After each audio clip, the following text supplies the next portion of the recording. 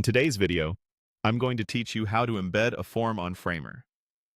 Start by opening your project in Framer and navigating to the page or section where you want the form to live. Select the section or frame that will contain the form so anything you add will drop right into the correct spot. If you have a placeholder element there already, like a temporary box or a previous component, go ahead and delete it to make room. With your target section selected, open the Add menu and choose Embed. Framer will place an embed element on the canvas. Make sure it's inside the section you selected. If not, drag it into place in the Layers panel. With the embed selected, look to the right side Properties panel. Set the width to fill the container and give it a sensible starting height. You can refine the size shortly. Next, click into the Embed's code area. This is where you'll paste the embed snippet from your form provider. Most tools, such as Typeform, Tally, Google Forms, HubSpot, or Airtable, offer an iframe embed. Copy that code from your provider and paste it here. If the snippet includes width and height, adjust them as needed. A reliable approach is width set to 100% so it stretches responsively, and a height that fits your form's length.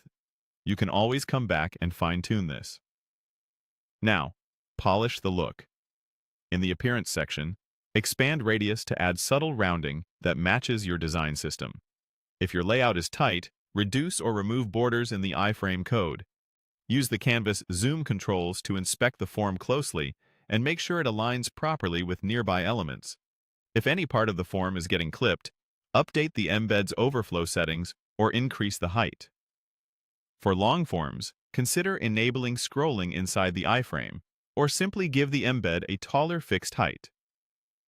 On responsive pages, ensure the embed is pinned left and right or set to fill, so it scales gracefully on smaller screens.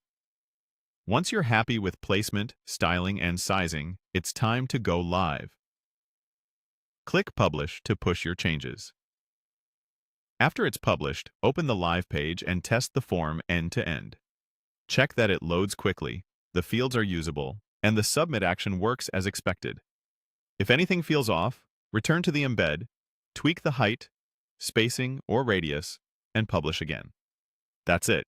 Your form is now embedded in Framer and ready to collect responses.